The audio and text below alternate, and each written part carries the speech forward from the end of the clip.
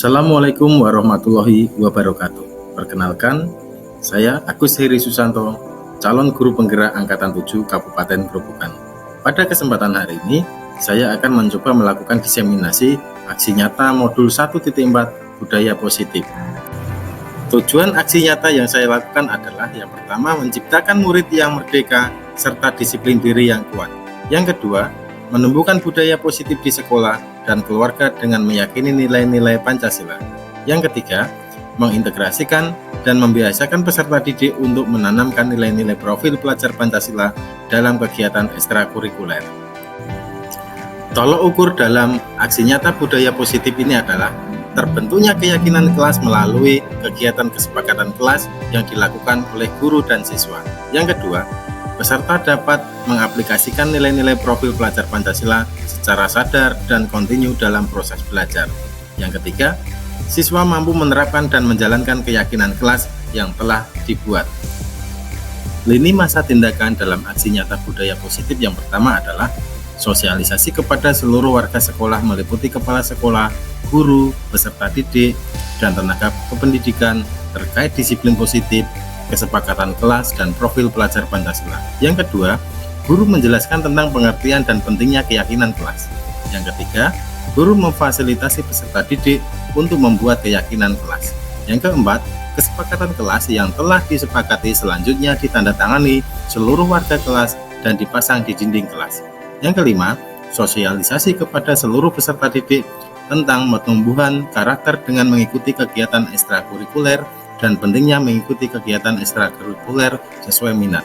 Yang keenam, menumbuhkan, menanamkan, dan membiasakan nilai-nilai profil pelajar Pancasila dan kegiatan ekstrakurikuler. Yang ketujuh, mendokumentasikan setiap kegiatan ekstrakurikuler yang menumbuhkan, mencerminkan, dan membiasakan nilai-nilai profil pelajar Pancasila. Dukungan yang dibutuhkan dalam menerapkan budaya positif. Yang pertama adalah orang tua di rumah dalam membiasakan budaya positif. Yang kedua, warga sekolah sebagai role model atau teladan bagi peserta didik dalam menanamkan budaya positif. Yang ketiga, seluruh warga sekolah berkolaborasi, bergotong royong, dan bergerak bersinergis dalam menciptakan serta membiasakan budaya positif di sekolah. Assalamualaikum warahmatullahi wabarakatuh. Waalaikumsalam warahmatullahi wabarakatuh. Alhamdulillahirabbil alamin. Asrafil mursalin sayyidina Muhammad wa ala alihi wasallam. Yang kami hormati kepada Bapak Kepala Sekolah SD Negeri 3 Tarok, yang kami hormati Ibu Kepala Sekolah SDN 1 Tarok, dan yang kami hormati Bapak dan Ibu guru beserta. Diseminasi pemahaman dan penerapan budaya positif pendidikan guru penggerak Angkatan 7 Kabupaten Grobogan. Susunan acara diseminasi pemahaman dan penerapan budaya positif sebagai berikut. 1. Salam pembuka. Kedua, menyanyikan lagu Indonesia Raya. Ketiga, sambutan kepala sekolah SDN Negeri 3 Tarok. Keempat, penyampaian tujuan. Kelima, penyampaian materi diseminasi pemahaman dan penerapan budaya positif. Keenam, diskusi. Ketujuh, penarikan kesimpulan. Kedelapan, penutup. Acara yang pertama, salam pembuka. Dengan bacaan bismillah bersama-sama, mari acara ini kita buka. Bismillahirrahmanirrahim. Acara kedua, menyanyikan lagu Indonesia Raya, dilanjutkan dengan berdoa bersama dan ditugas dimohon. Hadirin dimohon. Hiduplah Indonesia Raya. Indonesia tanah airku, tanah tumpah darahku. Di sanalah aku berdiri, jadi pandu hidupku. Indonesia kebangsaanku, bangsa dan tanah air. marilah kita berseru, Indonesia bersatu. Hiduplah tanahku, hiduplah negeriku, bangsaku, rakyatku semuanya. Bangunlah jiwanya, bangunlah badannya untuk Indonesia Raya. Indonesia Raya, merdeka, merdeka, tanahku, negeriku yang ku cinta. Indonesia Raya, Merdeka, merdeka, hiduplah Indonesia Raya. Indonesia Raya, merdeka, merdeka, tanahku, negeriku yang ku cinta. Indonesia Raya, merdeka, merdeka, hiduplah Indonesia Raya. Untuk berikutnya, agar acara berjalan dengan lancar, marilah kita berdoa sesuai dengan agama dan keyakinan kita masing-masing. Berdoa dalam hati, mulai. Berdoa selesai. Acara ketiga, sambutan Kepala Sekolah SDN Negeri 3 Taro. Assalamualaikum warahmatullahi wabarakatuh. Bapak di satu kali mengenai juga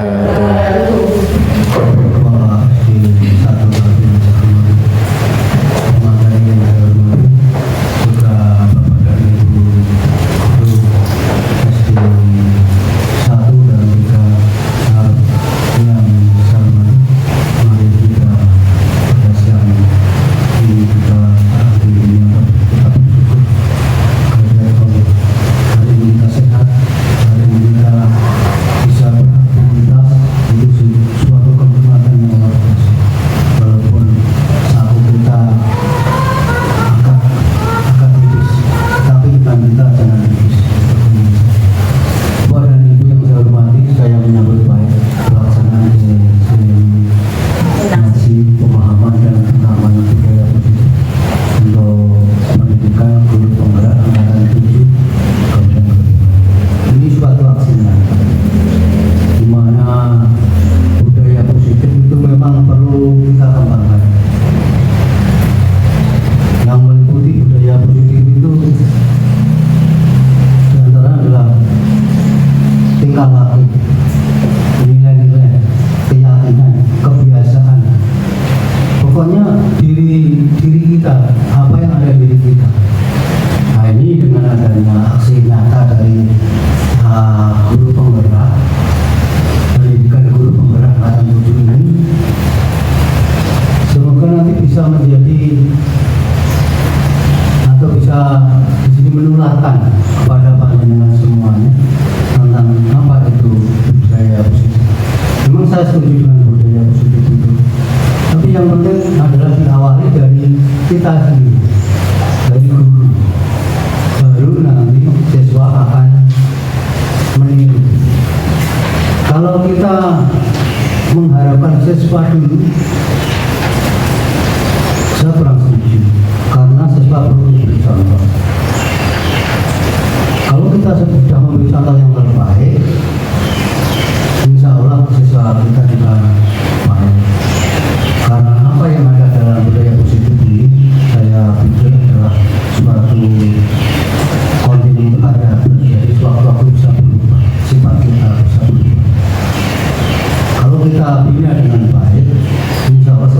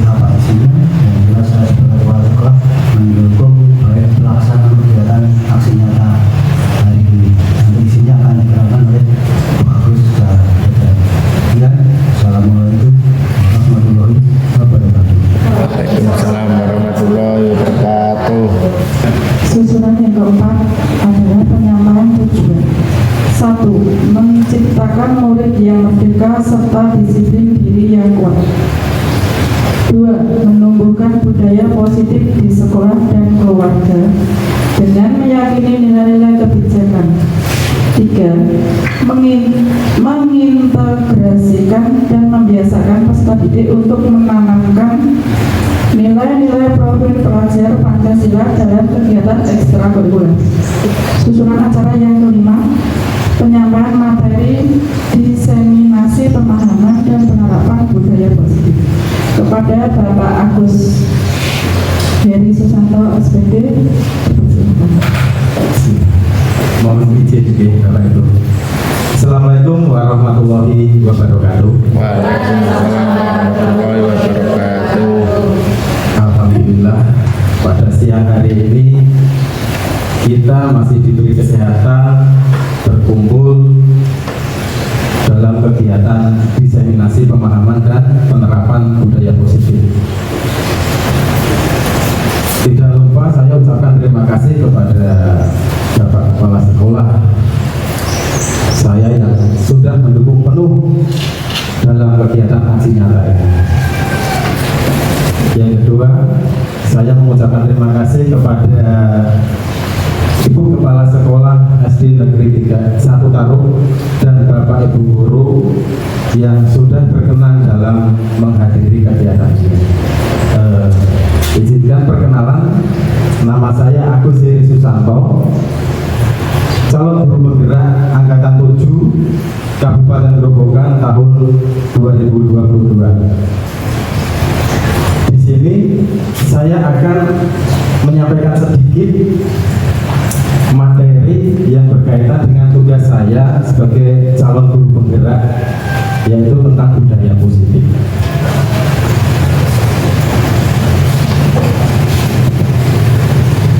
Dalam kegiatan guru penggerak sehari-hari saya bersama Ibu Fasilitator, yaitu Ibu Titi Juliartini SPD MPD. Beliau adalah pengawas sekolah dari Kabupaten Brebes. Walaupun dia perempuan, tetapi sangat energik dan sangat semangat sekali. Dan pengajar praktik saya adalah Bapak Edi Susanto dari SD Depok, Kecamatan Toro. Untuk memulai kegiatan hari ini, saya ingin mengajak Bapak Ibu Guru menyamakan persepsi agar tetap fokus. Kita bermain sebentar, yaitu kita bermain tepuk tangan, tetapi menggunakan kata kunci. Kata kuncinya adalah CGP. Kalau nanti saya bilang CGP tepuk 1, berarti nanti Bapak Ibu tepuk 1. CGP tepuk 2, berarti nanti tepuknya 2 kali. Kalau tepuk 1, berarti nanti Bapak Ibu tidak bisa tepuk tangan. Gitu ya? Ya. Bisa dimulai sambil duduk, tidak apa-apa. Kita coba dulu. CGP tepuk 1, CGP tepuk 3, tepuk 2. Ayo. Kalau tidak ada kata kunci CGP-nya, berarti tidak usah tepuk tangan. Oke, kita mulai lagi.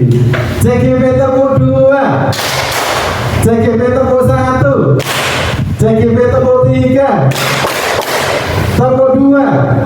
Oke, alhamdulillah. Artinya Bapak Ibu sudah fokus untuk mengikuti kegiatan diseminasi ini. Oke, kita lanjut. Nah, Bapak Ibu, sebelum saya lanjutkan materi, saya perlu menyampaikan sedikit pemikiran dari Bapak Ki Hajar Dewantoro, bahwa tujuan pendidikan itu adalah menuntut segala kekuatan kodrat yang ada pada anak-anak agar mereka itu menjadi manusia dan anggota masyarakat yang dapat mencapai keselamatan dan kebahagiaan yang setinggi-tingginya. Jadi kita sebagai guru itu tidak boleh menuntut, tetapi menuntut anak. Potensi anak itu seperti apa? Itu tugas guru untuk menggali. Kemudian kita arahkan ke depannya. Seperti itu. Nah, ini tentang budaya positif. Betul kata Bapak Kepala kepala sekolah, budaya positif itu diawali dari kita sendiri, bukan dari muridnya. Ya. Kalau kita sudah memberikan contoh yang baik, kita bisa dapat dicontoh oleh anak-anak. Lalu bagaimana cara penerapannya? Kita terapkan dalam satu kelas kita aja dulu. Kalau kelas kita sudah bagus, nanti pasti kelas yang lain akan ikut menerapkan budaya positif. Di sini budaya positif di sekolah yaitu adalah nilai dan kebiasaan di sekolah. Kebiasaan apa yang ada di sekolah Bapak Ibu? Yang berpihak pada murid agar mereka dapat berkembang menjadi pribadi yang kritis, penuh hormat,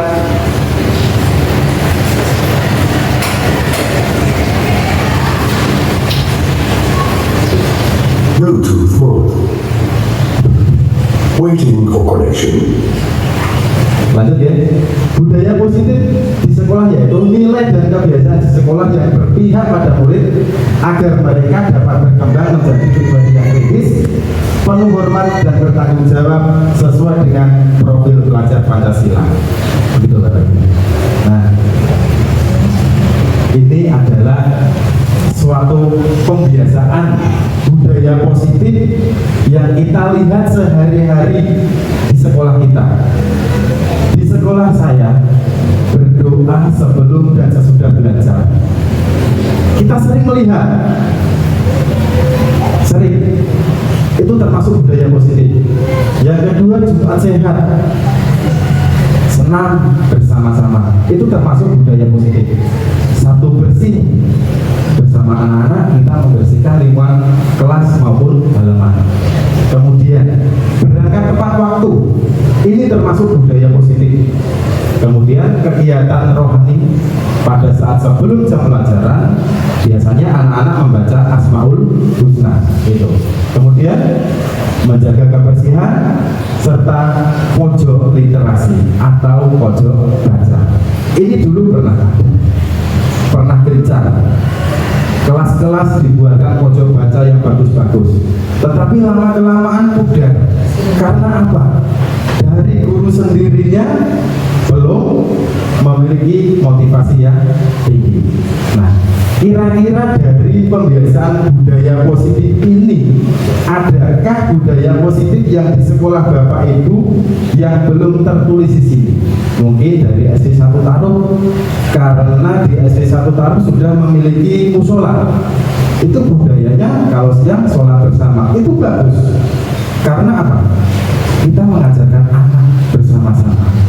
Kalau di Taruh 3 belum, ya ini sementara adalah budaya yang sudah diterapkan di sekolah kami. Nah, di sini dalam menerapkan budaya positif ini sebenarnya mungkin mudah, tetapi kalau kita belum memiliki motivasi yang kuat, tidak akan bisa jalan. Jadi, bagaimana cara kita budaya positif ini bisa lancar, jadi biasa dilakukan anak-anak setiap hari? Nah, di sini peran guru yang pertama adalah membangun dan mewujudkan budaya positif di kelas dan sekolah. Budaya positif itu merupakan perwujudan dari nilai-nilai atau keyakinan universal yang diterapkan di sekolah. Itu. Yang kedua, sekolah adalah rumah kedua bagi anak. Maka dari itu sebagai guru kita harus mampu menciptakan lingkungan sekolah yang nyaman, sehat, dan menginspirasi anak dalam pembentukan karakter yang positif. Yang ketiga, budaya positif itu dimulai dari perubahan paradigma tentang teori kontrol. Sebagai guru, mungkin selama ini kita merasa berkewajiban mengontrol perilaku murid agar memiliki perilaku yang sesuai dengan apa yang kita harapkan. Itu salah. Jadi Bapak Ibu, oh kamu harus begini, nah itu salah. Bukan seperti itu. Ya. Tanpa sadar kita sering memberikan hukuman kepada murid yang melakukan kesalahan dan memberikan imbalan terhadap perbuatan baik yang dilakukan pada murid. Nah, itu nanti perlu kita pelajari bersama-sama. Jadi pada saat ada murid salah, orientasi, kamu salah nak, harus seperti ini, itu salah. Sebagai guru yang baik, nanti kita harus memposisikan kita itu sebagai apa dengan murid itu. Nanti ada, ya. Yang keempat, lingkungan yang menerapkan budaya positif akan sangat mendukung terciptanya suasana kondusif. Kalau budayanya positif bagus, anak-anaknya juga senang, saling menghargai, saling memiliki semangat kebersamaan yang baik, sehingga warga sekolah merasa nyaman berada di sekolah. Nah, untuk mewujudkan suasana yang baik itu, saya telah melakukan beberapa aksi nyata terkait dengan budaya positif di sekolah dengan memanfaatkan peran sebagai pemimpin pembelajaran di kelas. Yang menjadi pemimpin pembelajaran di kelas itu kita, gurunya, ya. Nah, Bapak Ibu, dalam waktu 1 jam ke depan ini nanti kita akan, atau saya akan menjelaskan tentang konsep utama yang ada pada budaya positif. Yang pertama adalah perubahan paradigma belajar. Yang kedua, disiplin positif. Yang ketiga, kebutuhan dasar manusia. Yang keempat, motivasi perilaku manusia. Yang kelima, restitusi atau posisi kontrol guru. Yang keenam, keyakinan kelas. Yang ketujuh adalah segitiga restitusi. Gitu. Nah, Bapak Ibu, ini kita pada pembelajaran yang pertama, yaitu pembelajaran paradigma baru. Mungkin Bapak Ibu sudah ada yang pernah mendengar tentang paradigma baru. Alhamdulillah, ini Kemendikbud memberikan atau meluncurkan sebuah aplikasi PNM. Kita guru difasilitasi untuk belajar sendiri, belajar mandiri. Kalau kita sudah difasilitasi oleh kementerian, berarti kita sebagai guru harus memanfaatkan secara optimal. Nah, pembelajaran paradigma baru, yaitu pembelajaran yang dirancang berdasarkan prinsip pembelajaran diferensiasi, sehingga setiap siswa belajar dengan sesuai kebutuhan dari tahap perkembangan untuk mewujudkan profil pelajar Pancasila. Pembelajaran ini berorientasi pada penguatan kompetensi dan pengembangan karakter yang sesuai dengan nilai-nilai Pancasila. Bapak Ibu pernah mendengar pembelajaran berdiferensiasi? Pernah ya? Pembelajaran berdiferensiasi itu adalah pembelajaran yang dilakukan guru sesuai dengan kebutuhan murid. Jadi Bapak Ibu guru tidak semata-mata Pak kasih PR, kerjakan, tidak. Tetapi sebagai guru harus tahu karakter anaknya itu seperti apa. Tidak semua anak itu bisa mengerjakan. Contoh, murid saya kelas 5, dia belum bisa membaca. Tetapi pada saat ANBK, dia mahir mengoperasikan laptop. Itu artinya saya pribadi harus mencari tahu kelebihan dan kekurangan anak itu. Nah, di sini adalah perubahan-perubahan pada pembelajaran paradigma baru. Yang pertama, pembelajaran paradigma baru memastikan praktik pembelajaran yang berpusat pada murid. Kalau zaman dulu pembelajarannya berpusat pada guru atau teacher center, itu sudah nggak berlaku untuk hari ini. Sekarang yang berlaku adalah student center. Jadi kita melakukan pembelajaran itu sesuai dengan kebutuhan siswa. Yang kedua, pembelajaran paradigma baru dilakukan melalui kegiatan pembelajaran di dalam kelas ataupun di luar kelas. Lalu kalau di dalam kelas seperti biasa kita melakukan pembelajaran. Kalau di luar kelas, apa yang kita lakukan?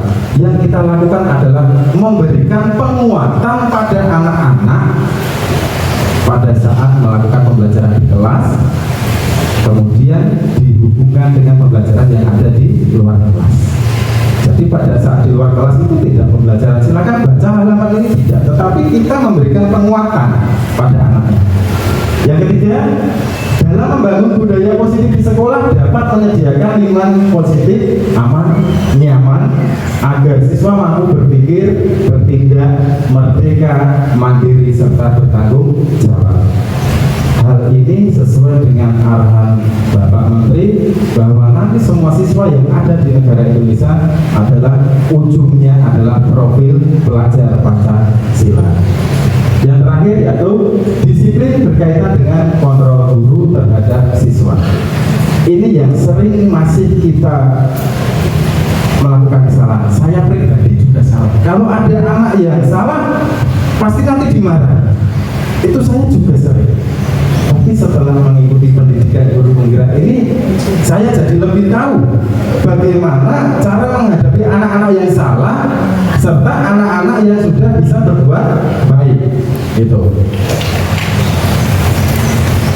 Nah, Bapak Ibu, itu ada pertanyaan.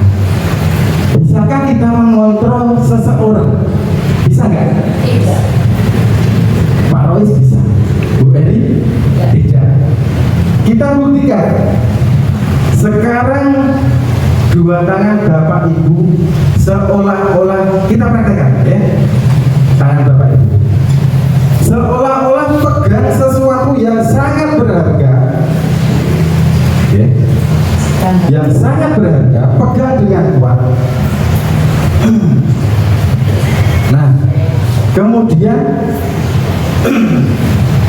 ada seseorang atau teman kita, dia membujuk Bapak Ibu, ingin minta apa yang kamu pegang. Kira-kira Bapak Ibu berikan apa tidak?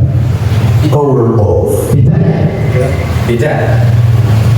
Terus pada saat apa yang kita pegang, orang-orang itu akan berusaha membujuk. Bahkan ada yang diberi uang agar apa yang Bapak Ibu pegang itu diberikan. Artinya, kalau hal yang sangat penting ini Bapak Ibu buka dan kasihkan, berarti Bapak Ibu belum memiliki yang namanya prinsip yang kuat. Artinya apa? Bahwa kita tidak bisa mengontrol orang lain, begitu. Nah, di sini dalam kegiatan ini sesungguhnya yang memegang kendali itu adalah kita sendiri, bukan orang lain. Kalau kita bisa dikontrol orang lain, berarti Bapak Ibu bisa dikendalikan oleh orang lain. Itu Bapak Ibu. Kesimpulannya seperti itu. Artinya kita tidak bisa mengontrol orang lain, tetapi kita bisa, asalkan orang yang kita kontrol itu sepaham dengan kita. Gitu. Nah, di sini Bapak Ibu, perubahan paradigma. Pada saat kita mencoba mengubah orang agar berpandangan dengan kita, agar sama dengan kita, kontrol yang kita berikan adalah kita berusaha memahami pandangan orang lain tentang dunia.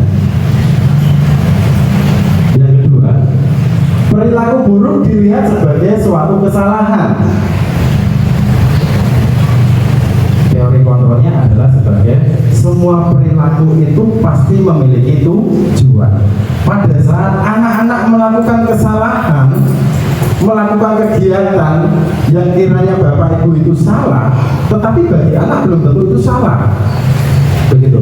Yang ketiga, orang lain bisa mengontrol saya. Teori kontrolnya adalah hanya Anda yang bisa mengontrol diri Anda, bukan orang lain. Yang keempat, saya bisa mengontrol orang lain. Anda tidak bisa mengontrol orang lain, teori kontrolnya. Yang kelima, pemaksaan pada saat bujukan yang gagal. Kita membujuk orang tapi gagal. Nah, teori kontrolnya apa? Apa yang kita lakukan? Kolaborasi dan konsensus menciptakan pilihan-pilihan yang baru. Yang terakhir, model berpikir menang atau kalah. Nah, di sini teori kontrolnya adalah model berpikir menang-menangan. sini adalah tentang perubahan paradigma baru. Nah, yang kedua yaitu tentang disiplin positif. Pasti Bapak Ibu menginginkan anak-anaknya itu selalu disiplin, harus kudu manut gurune. Itu salah. Karena apa? Betul kata Bapak Kepala Sekolah saya. Disiplin itu gampang, tapi itu susah. Karena kita sendiri aja belum bisa menerapkan dalam kehidupan sehari-hari. Disiplin itu tidak hanya memasukkan pakaian pada saat sekolah, tidak, tetapi itu timbul dari hati kita. Ya. Nah, di sini disiplin positif adalah dalam budaya kita, makna kata disiplin itu adalah yang dilakukan seseorang pada orang lain untuk mendapatkan kepatuhan, patuh. Kita cenderung menghubungkan bahwa disiplin itu nggak nyaman. Kalau Bapak Ibu guru, anak-anak kamu harus seperti ini, anak-anak tidak merasa nyaman. Malahan anak-anak itu merasa malas, merasa takut. Nanti kalau saya dimarahi Bu Eko bagaimana? Kalau saya mengerjakan PR-nya salah bagaimana? Nanti dimarahi sama Bu Win atau bagaimana gitu. Selanjutnya, disiplin positif merupakan salah satu penerapan disiplin yang bertujuan untuk menumbuhkan kesadaran serta memberdayakan anak untuk melakukan sesuatu tanpa sogokan, ancaman maupun hukuman. Jadi disiplin ini mulai dari hati. Loh, kowe sing tertib yo monggo dikai hadiah, tidak salah. Ya. Jadi harus timbul dari hati. Kalau sudah dilaksanakan dari hati sendiri, nanti lama-kelamaan anak itu akan memiliki disiplin sendiri. Budayanya seperti itu. Kemudian sebagai pendidik tujuan kita itu apa? Yaitu menciptakan anak-anak yang memiliki disiplin diri sehingga mereka berperilaku mengacu pada nilai-nilai kebajikan serta memiliki motivasi intrinsik bukan ekstrinsik. Jadi motivasinya itu timbul karena diri sendiri, bukan dari orang lain. Kalau Bapak Ibu selalu pada saat selesai pulang sekolah, saya selalu bilang, jangan lupa belajar ya, itu kan faktor dari luar. Tetapi kalau di rumah faktor lingkungannya itu orang tuanya tidak mendukung, anaknya juga tidak ingin belajar, ya itu harus kita selesaikan bersama-sama. Kita harus menjalin kolaborasi dengan orang tua. Bapak Ibu, sekolah yang baik itu salah satunya kita menjalin kolaborasi bersama orang tua. Apapun yang Bapak Ibu ucapkan, orang tua pasti nanti akan mengiyakan kalau komunikasinya bagus. Nah, di sini disiplin itu adalah kemampuan memerintah diri, memerintah awake dhewe dalam mengontrol dan menguasai diri untuk memilih tindakan yang mengacu pada nilai-nilai yang kita hargai, yang kita anggap benar, dengan penuh tanggung jawab tanpa terperintah dengan orang lain. Nah, nilai-nilai yang kita hargai adalah nilai-nilai kebajikan, sifat positif manusia yang merupakan tujuan mulia yang ingin dicapai setiap individu, yaitu nilai dalam profil pelajar Pancasila. Itu hasil akhirnya. Nah, ini adalah nilai-nilai kebajikan yang ingin dicapai oleh setiap anak Indonesia yang kita kenal dengan profil pelajar Pancasila. Yang pertama adalah beriman, bertakwa kepada Tuhan Yang Maha Esa dan berakhlak mulia. Yang kedua, mandiri, memiliki anak yang mandiri, tidak ketergantungan dengan orang lain. Yang ketiga, bernalar kritis. Yang keempat, berkebinekaan global. Yang kelima, gotong royong, dan yang terakhir adalah kreatif. Itu nanti adalah ujung apa yang ada pada kurikulum merdeka. Kurikulum merdeka ini sebenarnya bagus kalau Bapak Ibu mempelajari dengan baik. Jadi enak sebenarnya. kita sebagai guru itu tidak ceramah terus dalam waktu satu hari, tidak, tetapi kita mencoba anak itu untuk aktif, kreatif, tetapi asal ada sarana prasarana. Nah, sebagai guru yang baik, kita jangan mencari kekurangan apa yang ada di sekolah, tetapi kita harus mencari aset-aset apa yang ada di sekolah yang bisa kita gunakan untuk pembelajaran. Saya ngajar nggak pakai LCD, nggak semangat, itu salah. Berarti bapak gurunya yang kurang kreatif. Kita harus mencari nilai aset. Aset yang pertama ada murid. Murid itu juga aset. Anak-anak itu suka diajak bermain sambil belajar. Jadi kalau kita mencari kekurangan sekolah, kita nggak bakalan bisa mencapai profil belajar Pancasila. Begitu.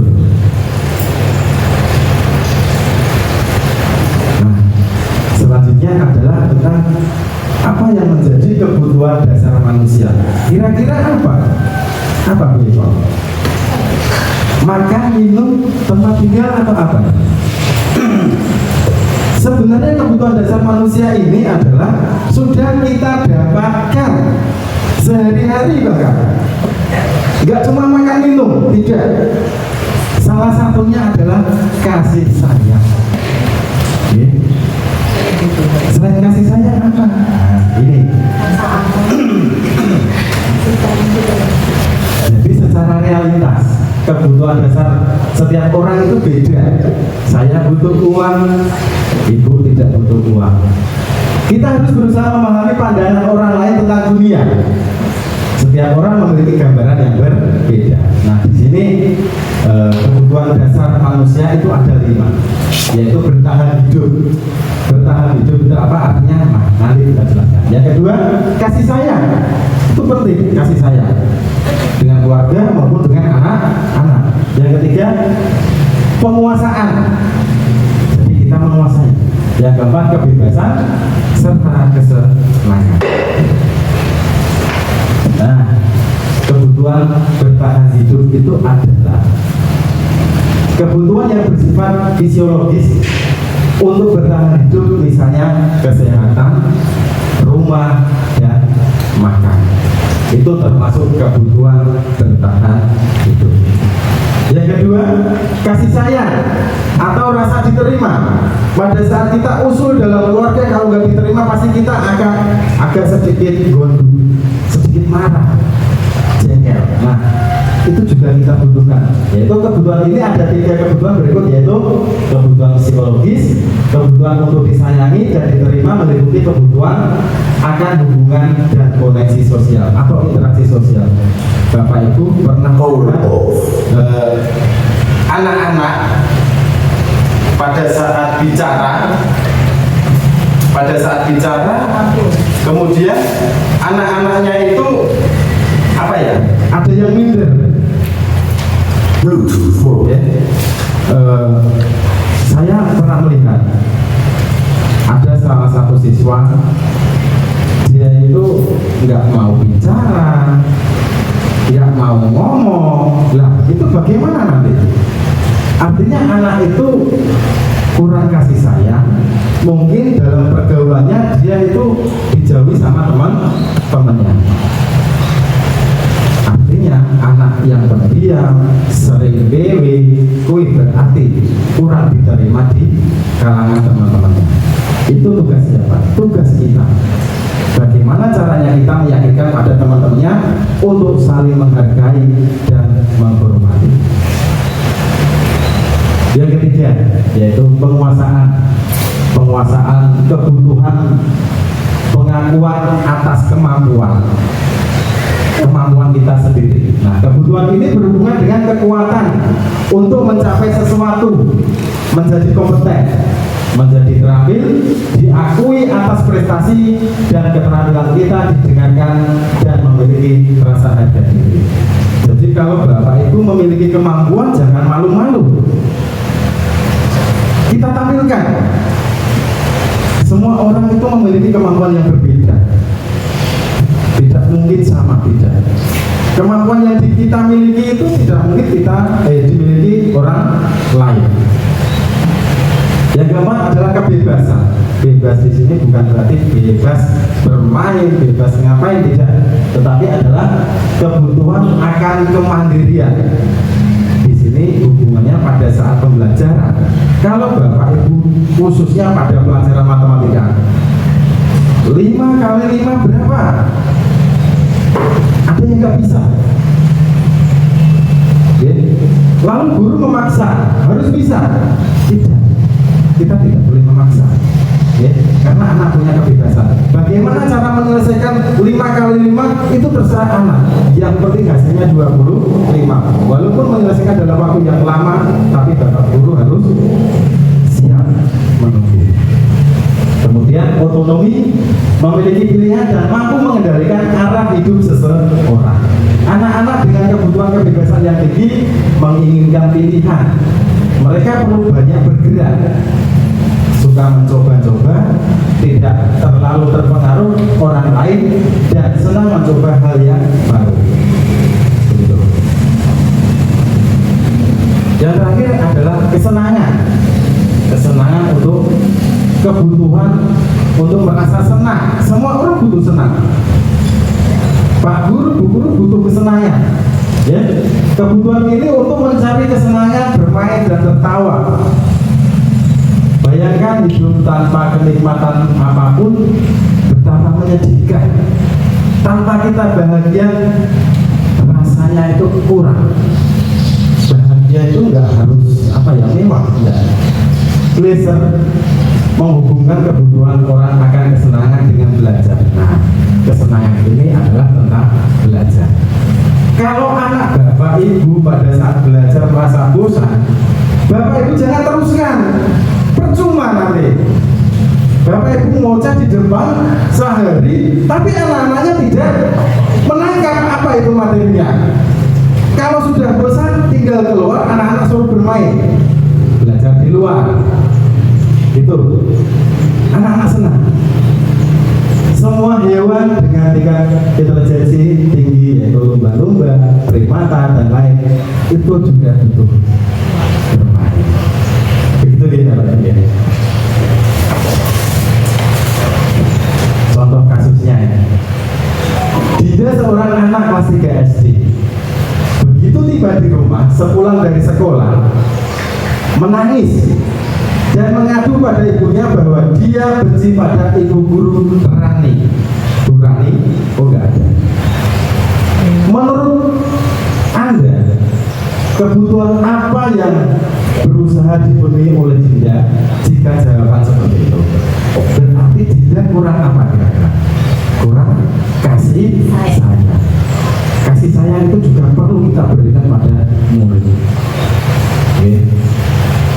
Bapak Ibu ngajar seharian ceramah nggak ada gunanya. Anak-anak bagaimana biar semangat belajarnya? Itu tergantung Bapak Ibu, bukan tergantung anak. Bapak Ibu guru dari rumah sudah marah-marah sampai sekolah, tambah marah sama anaknya. Anaknya jadi sulit untuk belajar. Itu ya. Kemudian contohnya kedua. Tahun ini Dimas Gina berusia 17 tahun. Ia senang sekali ketika ayahnya mulai mengajarkan cara menyetir mobil. Ini berarti mencoba hal baru. Setiap akhir pekan ia berlatih menyetir. Ia terlihat senang sekali berlatih sampai akhirnya ia bisa menyetir mobil dengan baik dan lancar. Ketika ibunya bertanya pada Dimas, apa yang membuat dia ingin bisa menyetir mobil? Ketika jawaban Dimas adalah seperti ini. Kebutuhan apa yang ingin dia penuhi? Yaitu kebebasan. Anak itu butuh bebas, mencoba hal yang baru. Jadi kalau Bapak Ibu memiliki anak, anaknya itu melakukan apa aja, sebagai orang tua jangan langsung menyetop. Jangan. Anak itu punya kreatif. Rasa khawatir pada ada. Tetapi kalau kita membatasi apa yang dilakukan anak itu nanti akan telat untuk berkembang. Seharusnya dia sudah bisa naik sepeda, tapi orang tua jangan dulu, kamu masih kecil. Ya. Seharusnya kita bangga anak-anaknya kita itu lebih kreatif dan mandiri. Itu ya Bapak Ibu ya. Kita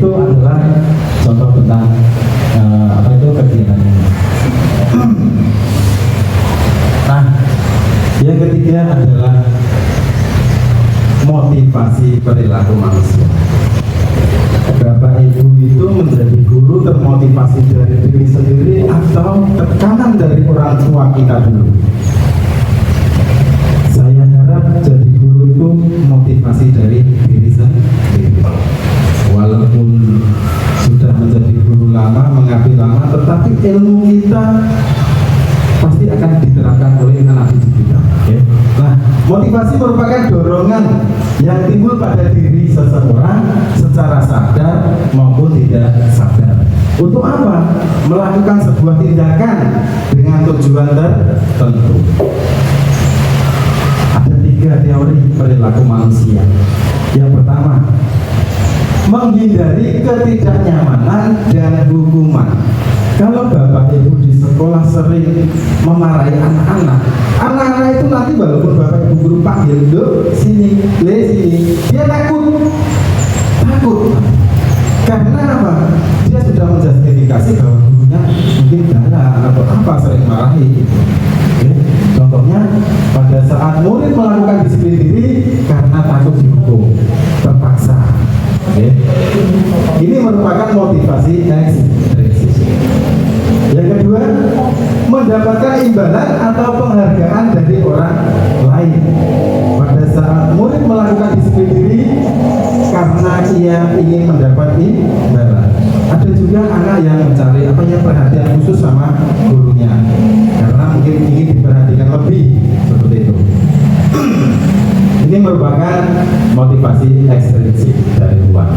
Yang terakhir, yang ketiga, menghargai nilai-nilai kebajikan diri sendiri.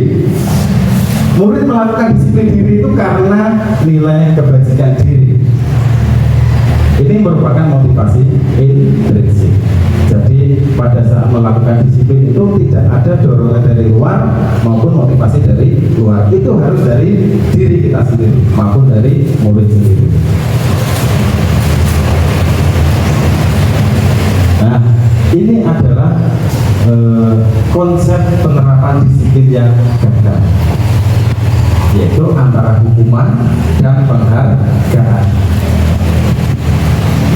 Jika kita sering memberi hukuman yang menyakitkan, anak-anak merasa tidak nyaman, takut, anak-anak merasa dipaksa, kemudian murid-murid menyembunyikan kesalahan, murid menjadi rendah diri, itu kan termasuk hukuman. Nah, penghargaan pada saat kita ada siswa yang berprestasi, kita pada saat memberi penghargaan harus yang efektif. Ya, kalau tidak efektif nanti juga gagal, merusak hubungan, memastikan kreativitas, menghukum dengan sistem ranking.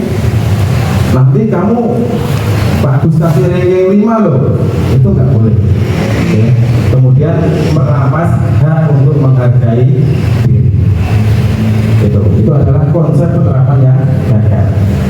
Nah, lalu bagaimana caranya kita untuk menerapkan disiplin agar sukses? Yaitu dengan cara konsekuensi dan restitusi. Konsekuensi itu semacam kayak penguatan jangka pendek. Jadi kita memberikan semacam ingatan pada anak. Yang kedua, monitoring berkelanjutan.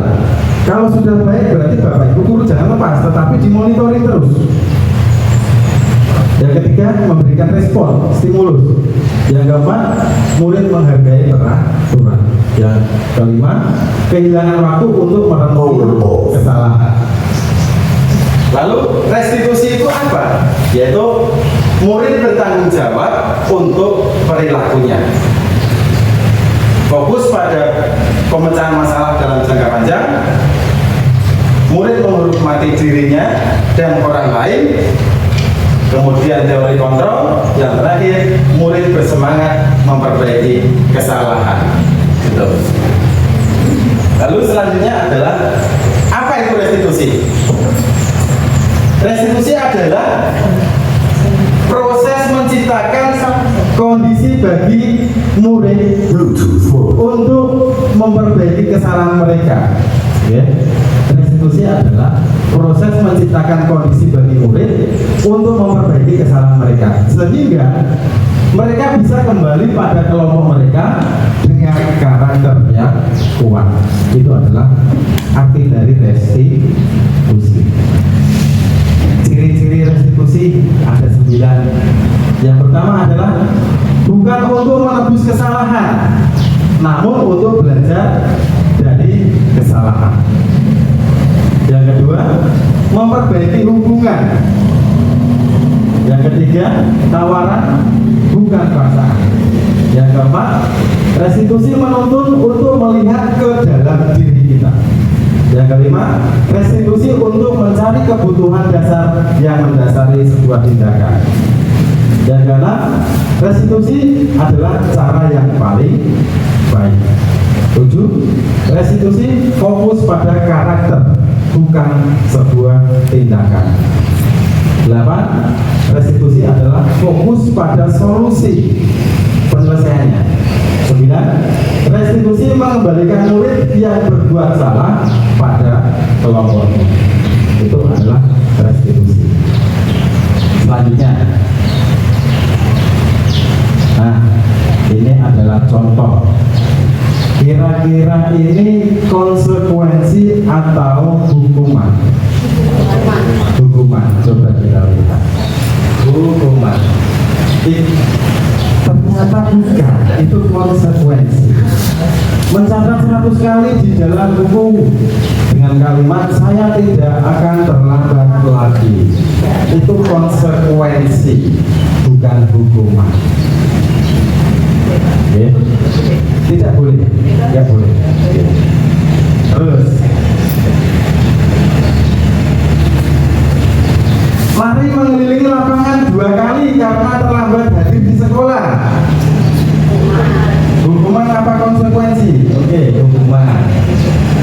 Betul. Ini hukuman secara fisik. Oke. Yang ketiga, membersihkan coretan yang dibuat di meja dan di tembok. Hukuman apa konsekuensi? Konsekuensi jawaban palingan. Iya. Ini adalah contoh-contoh. Oke. Kemudian ini, murid diminta push up 15 kali karena tidak mengerjakan PR. Hukuman. Iya, betul. Hukuman. Oke, Bapak Ibu guru, jangan sering memberikan hukuman. Oke, tetapi bagaimana caranya kita untuk menyelesaikan permasalahan murid dengan segitiga restitusi. Bapak Ibu, nah, hukuman ini bersifat tidak terencana atau tiba-tiba. Anak atau murid tidak akan tahu apa yang akan terjadi dan tidak dilibatkan. Hukuman bersifat satu arah dari pihak guru yang memberikan, dan murid hanya menerima suatu hukuman tanpa melalui suatu kesepakatan atau pengarahan dari pihak guru, baik sebelum atau sesudah. Hukuman yang diberikan bisa berupa fisik maupun psikis. Murid atau anak disakiti oleh suatu perbuatan kata-kata. Kadang Bapak Ibu guru, saya pun pribadi berkata mungkin anak-anak tersinggung. Saya sering, "Dok, mereka istirahat, gak usah jauh-jauh, jangan di pos kampling." Nah, nanti pembelajaran ke berikutnya Bapak Ibu singgung lagi, itu nanti anak-anak akan merasa kecil hati, ya, karena merasa dipermalukan di kelas. Sedangkan konsekuensi adalah suatu yang terencana atau sudah disepakati antara guru dan murid, sudah dibahas, bahkan sudah disetujui. Umumnya bentuk-bentuk konsekuensi ini dibuat oleh guru atau sekolah, dan murid sudah mengetahui sebelumnya konsekuensinya yang akan diterima. Kalau saya berangkat tidak memakai seragam lengkap, konsekuensinya apa? Anak sudah tahu. Jadi tidak semata-mata nanti tidak pakai sepatu kemudian dihukum di kelas. Anak kan merasa apa ya, berkecil hati nanti. Okay. Nah, ini Bapak Ibu perbedaan hukuman dan konsekuensi. Hukuman adalah sesuatu yang menyakitkan,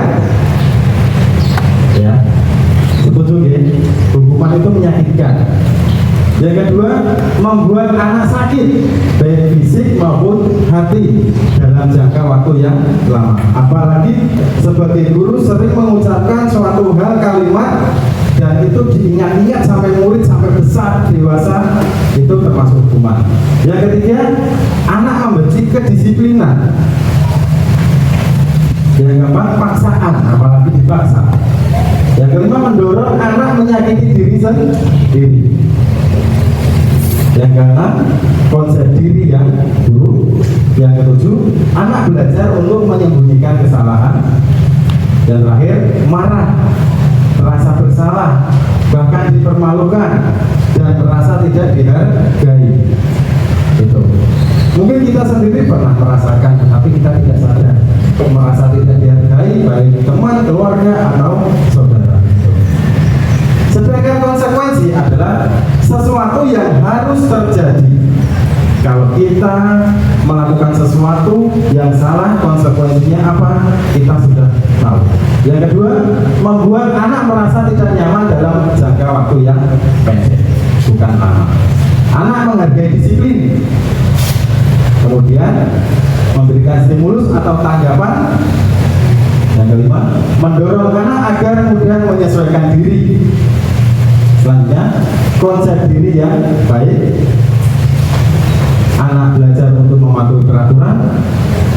Dan yang terakhir adalah kehilangan hak, dibuat tidak nyaman atau diasingkan untuk sementara. Itu adalah perbedaan hukuman dan konsekuensi. Jadi kita sebagai guru dalam kurikulum merdeka ini, kita jangan banyak menerapkan hukuman, tetapi kita membuat konsekuensi atau yang disebut keyakinan kelas. Nah, ini Bapak Ibu yang paling penting sebagai guru harus mengetahui posisi apa yang kita lakukan dengan murid. Ada lima posisi kontrol. Yang pertama, penghukum. Jadi guru bangga menghukum anak, jangan. Ya. Jadi guru bangga menghukum marah-marahin anak, jangan. Ya. Apalagi menunjuk-nunjuk kamu ke sini, jangan. Yang kedua, membuat orang merasa bersalah. Ini apa ya? Pada saat ceramah atau mengatakan sesuatu, ada orang yang merasa bersalah. Itu juga tidak baik. Yang ketiga, teman. Guru bisa memposisikan kita sebagai teman. Jadi guru juga bisa berteman dengan anak, berbaur dengan anak. Oke. Keempat, pemantau, monitoring, yaitu mengukur dan menghitung.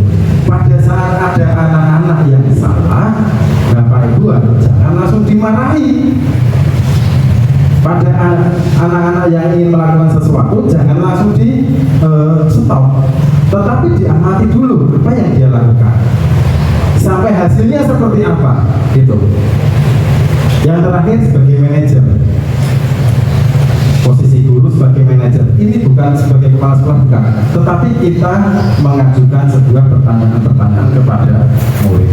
Tugas manajer itu adalah bukan memarahi, bukan menghukum, tidak, tetapi apa yang dilakukan anak itu kita pancing dengan pertanyaan-pertanyaan yang membangun, gitu. Nah, ini pertanyaan-pertanyaan. Saya kecewa sekali dengan kamu. Kira-kira ini termasuk posisi kontrol yang bagaimana?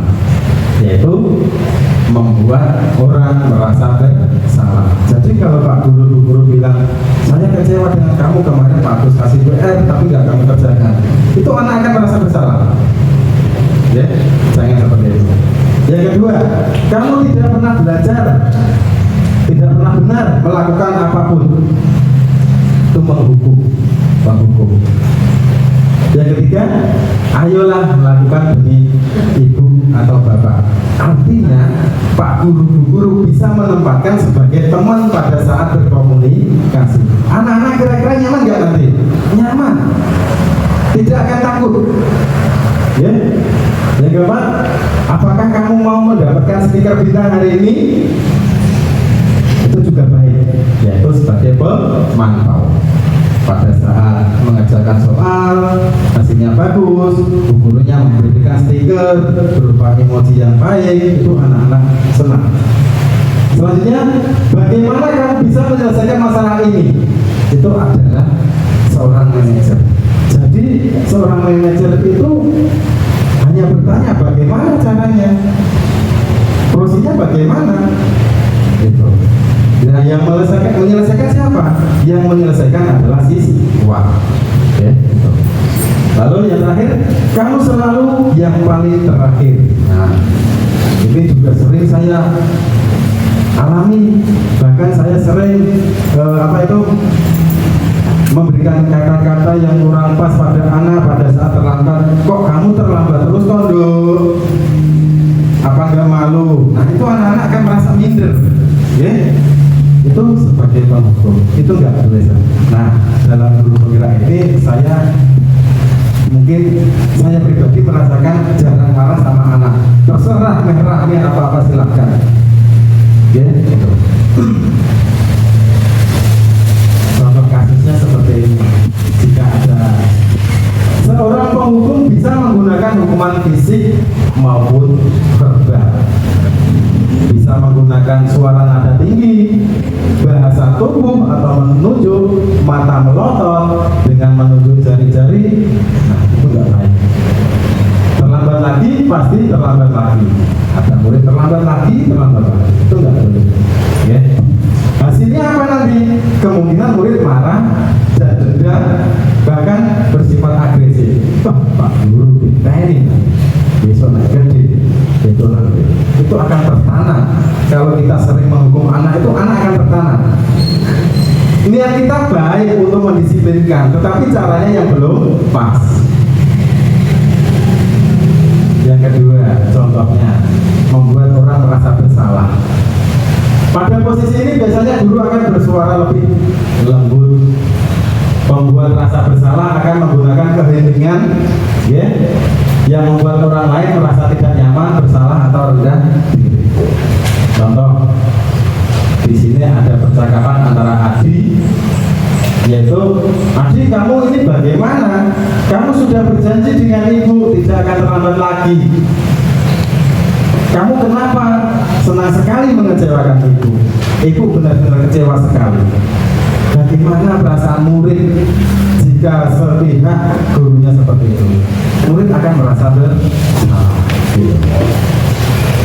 Yang ketiga, posisi sebagai teman. Ini mungkin kita terapkan dengan anak kelas 1 itu. Anak kelas 1 senang pada saat ada anak kelas 1 bermain, kita ikuti, belum senang, ya. Pada posisi ini tidak akan menyakiti murid, namun akan tetapi berupaya mengontrol murid melalui persuasi, tindakan. Posisi teman pada guru bisa negatif maupun positif, ya, gitu. Hasilnya nanti murid akan merasa senang dan akrab dengan guru. Mungkin ini guru kelas rendah yang sering menerapkan. Tidak mungkin guru kelas 1 marah-marah terus sama muridnya. Tidak mungkin. Karena anak kelas 1 masih polos. Belum tahu, itu Pak guru ini galak, apa Bu guru ini galak. Belum tahu. Yang keempat, sebagai pemantau. Memantau ini berarti mengawasi. Pada saat kita mengawasi, kita bertanggung jawab apa perilaku orang-orang yang kita awasi. Posisi pemantau ini berdasarkan pada peraturan-peraturan dan konsekuensinya. Oke. Lalu hasilnya apa? Murid memahami konsekuensi yang harus dijalankan karena telah melanggar salah satu peraturan sekolah. Guru tidak akan menunjukkan suatu emosi yang berlebihan, apalagi marah-marah dan membuat murid itu merasa bersalah. Tidak. Jadi, selanjutnya adalah posisi guru sebagai manajer. Posisi ini di mana guru berbuat sesuatu bersama murid, mempersilahkan murid mempertanggungjawabkan perilakunya, mendukung murid agar dapat menemukan solusi permasalahannya sendiri. Apa yang dilakukan murid? Kalau salah berarti murid harus bertanggung jawab dan menyelesaikannya. Nah, hasil Guru akan mengembalikan tanggung jawab pada murid untuk mencari jalan keluar permasalahannya, tentu dengan bimbingan guru. Tidak mungkin kita lepas begitu saja, tetap dengan bimbingan guru. Itu adalah tentang posisi kontrol. Dari 5 posisi kontrol ini, mana yang lebih bagus sebagai manajer? Dalam kurikulum Merdeka yang aktif bukan gurunya, tetapi muridnya. Nah, di sini posisi yang paling bagus adalah sebagai manajer. Kita sebagai manajer, pemimpin pembelajaran, menjembatani, bukan mencarikan solusi untuk anak kita. Ini selanjutnya adalah tentang keyakinan kelas. Pernah nggak Bapak Ibu mendengar keyakinan kelas? Belum. Tapi sebenarnya ini sudah dilakukan loh, sudah diterapkan loh. Cuma ganti nama mungkin. Keyakinan kelas. Nah, ini ada hubungannya. Mengapa keyakinan kelas? Tidak peraturan.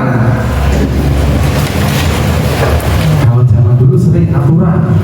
Aturannya begini. Ya. Aturan itu sepihak. Yang membuat guru tulis aturannya 1 sampai 20, tetapi anak nggak tahu konsepnya bagaimana cara membuatnya. Ya, contoh di sini. Mengapa kita memiliki peraturan tentang penggunaan helm pada saat mengendarai motor? Itu aturan. Ya. Yang kedua, mengapa kita memiliki peraturan tentang dan mencuci tangan setiap saat? Itu aturan. Nah, keyakinan kelas itu seperti ini kan. Keyakinan kelas adalah nilai-nilai kebajikan atau prinsip universal yang disepakati bersama secara universal, lepas dari perbedaan agama, suku, negara, dan bangsa. Menurut dosen, ini orangnya pintar sekali menghubungkan keyakinan kelas. Dia memiliki keyakinan akan lebih motivasi seorang diri atau dari intrinsik, seorang akan lebih bersemangat untuk menjalankan keyakinan daripada hanya sekedar mengikuti peraturan. Nah, ini adalah cara membuat atau membentuk keyakinan kelas. Keyakinan kelas itu dibuat lebih abstrak daripada peraturan. Kemudian berupa pernyataan universal umum. Yang ketiga, dibuat dalam bentuk positif, bukan negatif. Ya. Kalau peraturan dibuat, itu kan mungkin ada yang dalam bentuk negatif. Yang keempat, sedikit saja agar mudah diingat. Jadi Bapak Ibu pada saat membuat keyakinan kelas jangan banyak-banyak. Yang kelima, sesuai dengan kondisi kelas dan kondisi sekolah agar mudah diterapkan oleh anak. Dan terakhir adalah semua warga kelas dan sekolah dilibatkan saat membentuk keyakinan kelas. Nah, di sini saya memiliki video, nanti dilihat Bapak Ibu bagaimana proses pembuatan keyakinan kelas.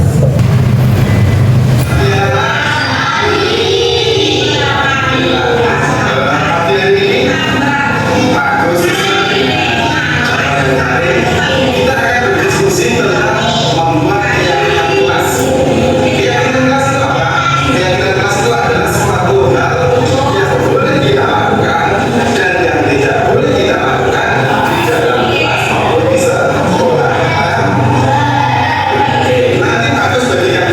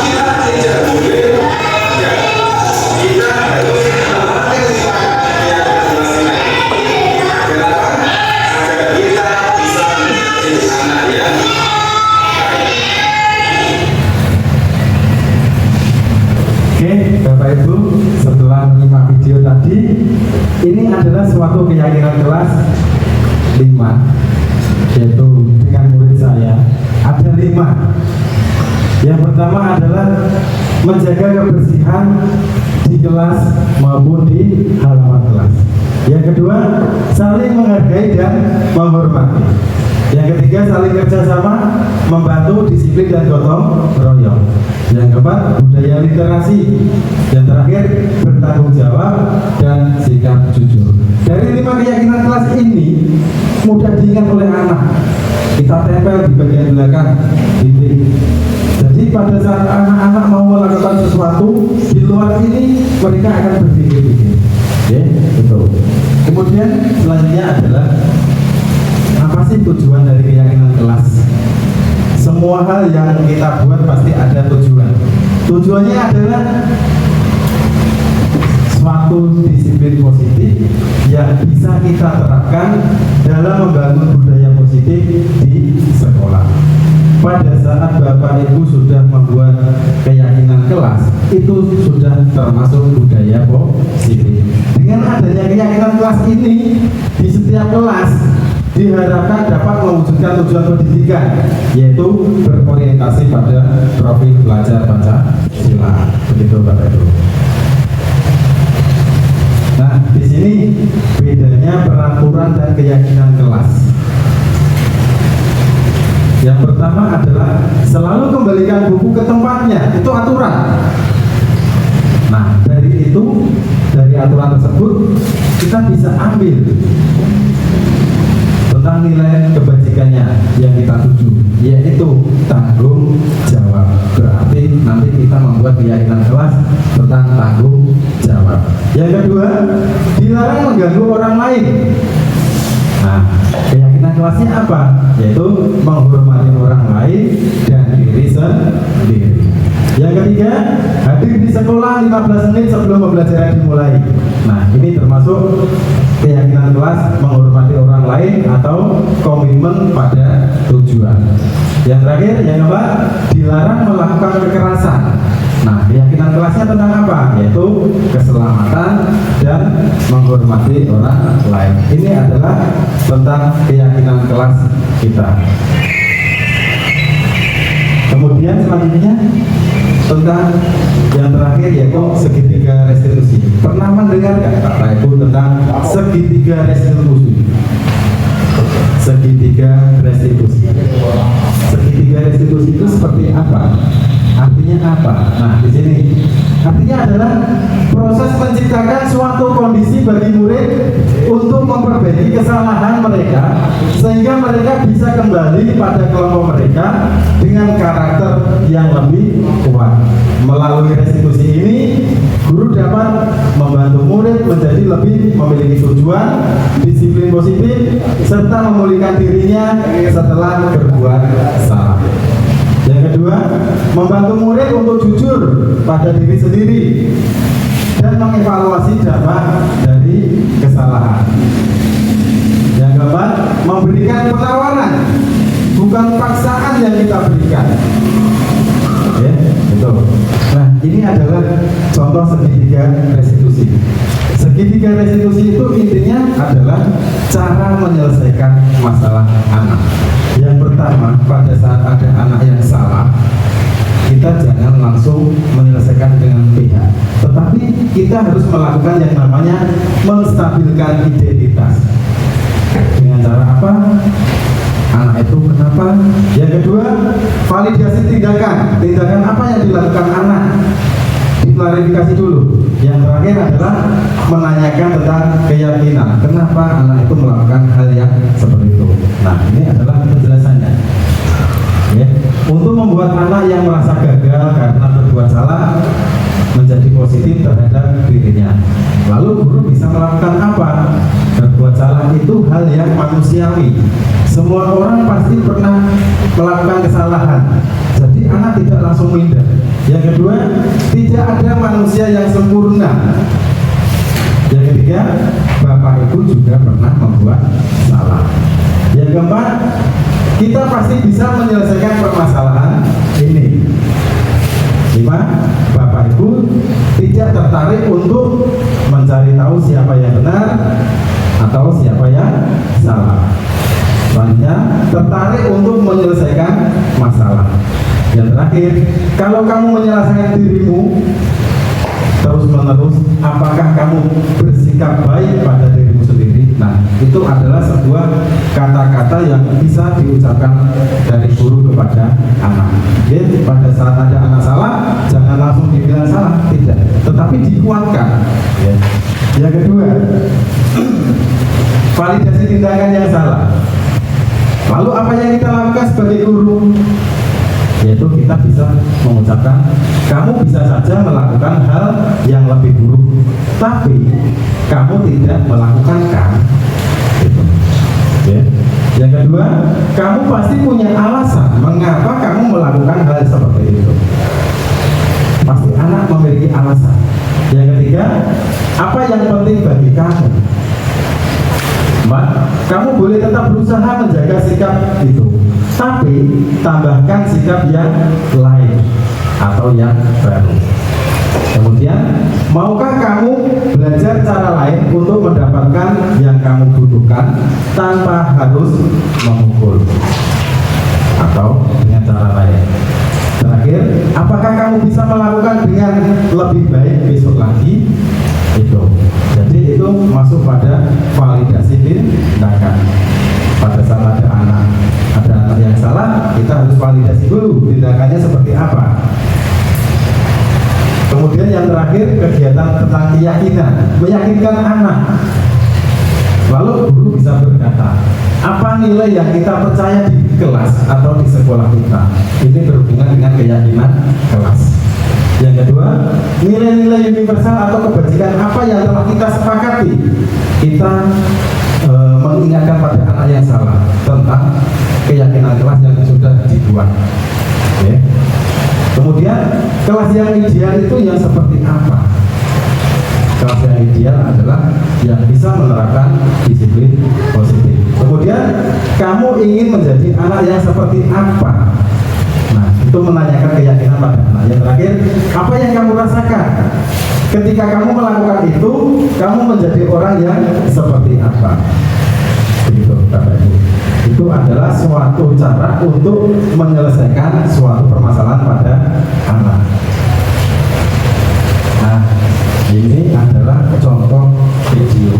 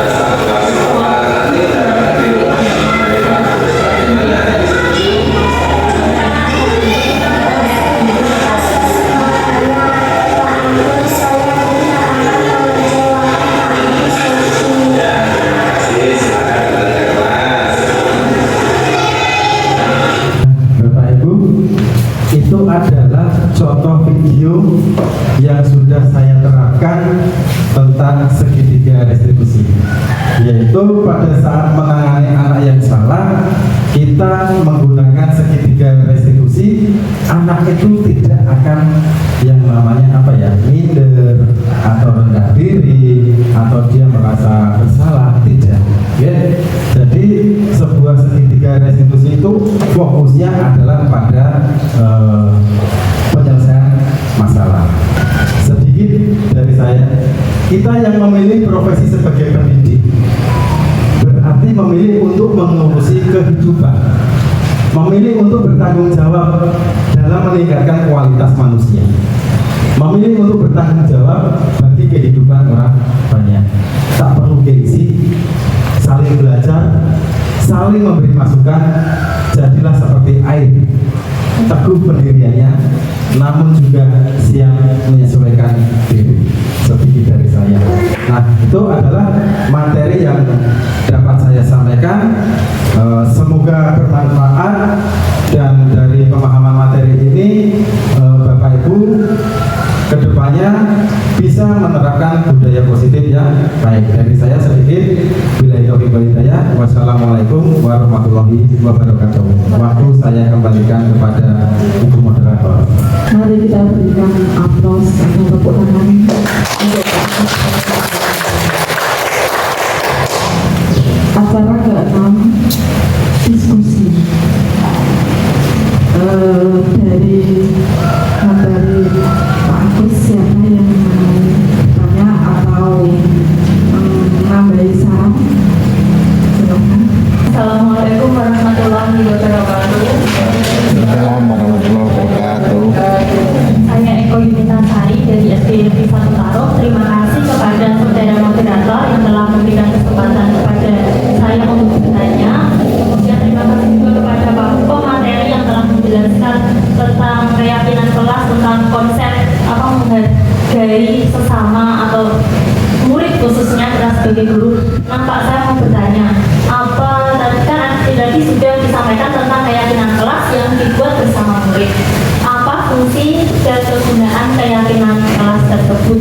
Terima kasih. Oke, terima kasih dari Bu Eko, SD Negeri 1 Taruh. Fungsi atau tujuan dari keyakinan kelas. Jika Bapak Ibu sudah membuat keyakinan kelas, otomatis anak-anak itu akan menerapkan dengan baik. Lalu keyakinan kelas itu yang membuat siapa? Yang membuat adalah guru bersama murid. Tujuannya apa? Pada saat kita sudah membuat keyakinan kelas, artinya Bapak Ibu guru sudah menerapkan disiplin positif di kelas Bapak Ibu. Nah, dari situ akan membangun yang namanya budaya positif di sekolah. Ya. Nah, dengan adanya keyakinan kelas ini, nanti di setiap kelas diharapkan dapat mewujudkan tujuan pendidikan yang berorientasi pada profil pelajar Pancasila. Jadi, keyakinan kelas ini tujuannya adalah nanti ujungnya pada profil pelajar Pancasila. Nah, di sini Bapak Ibu perlu membuat atau menerapkan yang namanya keyakinan kelas. Mungkin mulai besok pagi mencoba keyakinan kelas seperti apa yang diinginkan oleh setiap anak. Pasti akan berbeda-beda. Begitu Bu Eko? Terima kasih.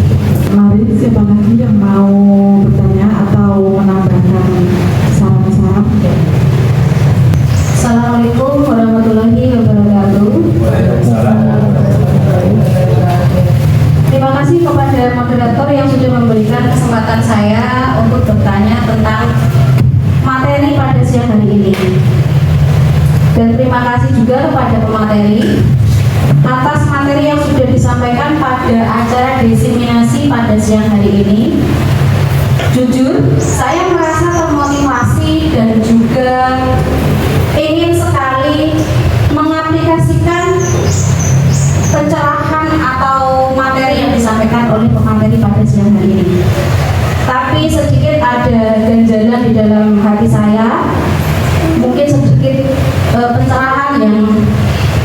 saya inginkan dari pemateri, yaitu tentang bagaimana strategi membuat keyakinan kelas. Begitu. Terima kasih. Terima kasih untuk yang kedua dari Ibu Eri. Bagaimana strategi atau cara proses? Ya seperti itu ya Ibu Eri ya. Ya. Kita sebagai guru itu jangan kehabisan strategi atau cara. Sebanyak-banyaknya cara murid, guru jangan sampai kalah. Strateginya yang pertama satu, murid diajak untuk kolaborasi.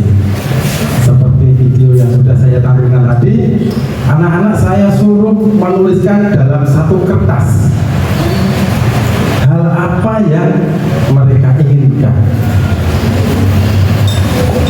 Setelah itu anak-anak disuruh membacakan satu-satu biar temannya juga tahu hal apa yang diinginkan oleh teman yang lain.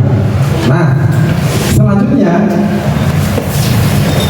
sebagai guru harus bisa mengemas keyakinan kelas yang sudah ditulis oleh murid-murid menjadi sebuah keyakinan kelas yang wajib untuk diterapkan oleh semua murid.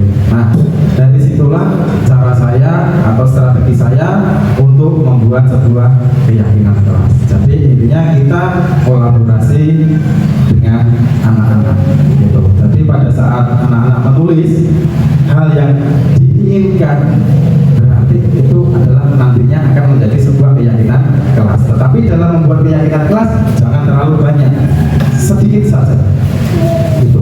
Jadi nanti biar anak itu mudah.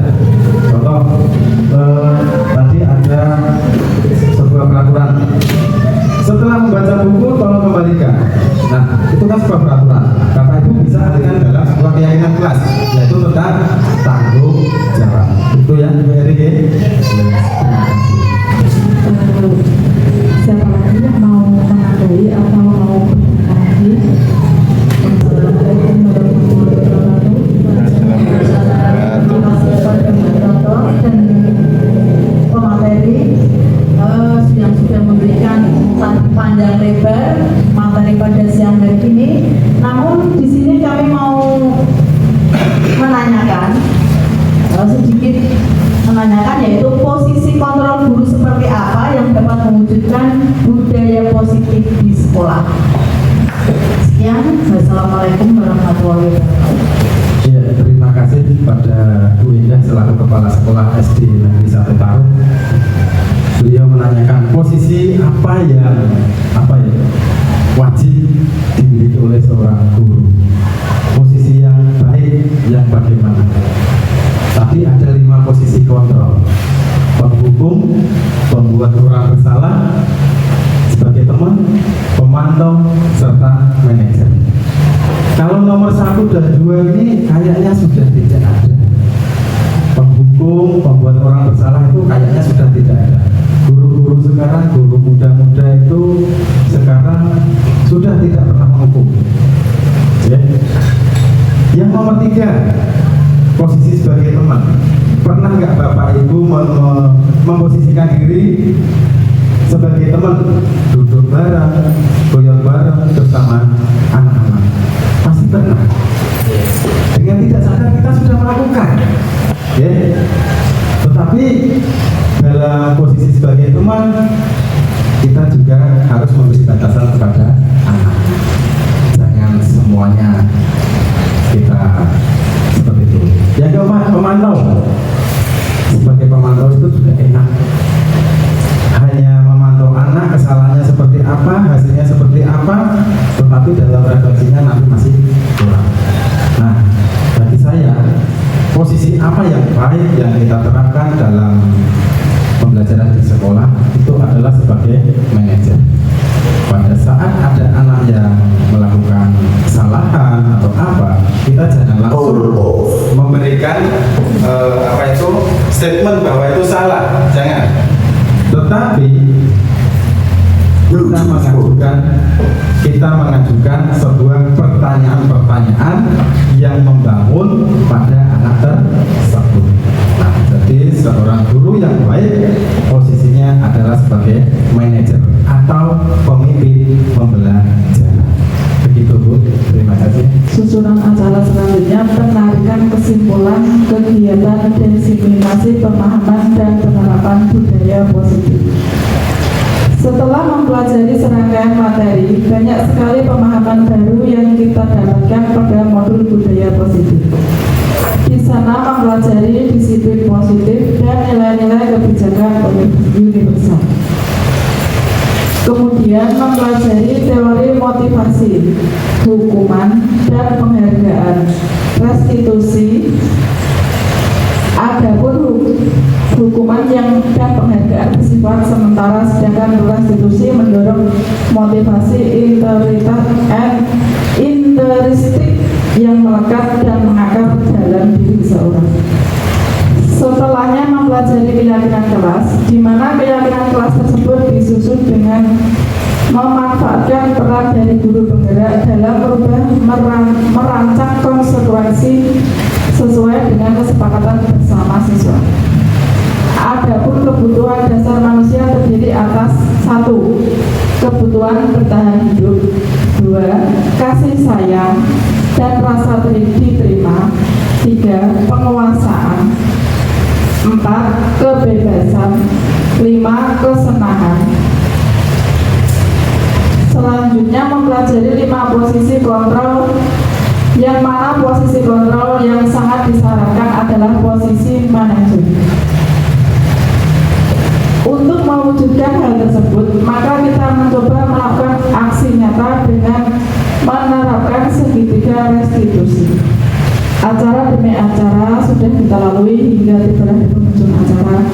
Saya selaku moderator hari ini, jika terdapat tutur kata maupun sikap yang kurang sopan, saya pribadi mohon maaf yang sebesar-besarnya. Bila taufiq wal hidayah, wassalamualaikum warahmatullahi wabarakatuh.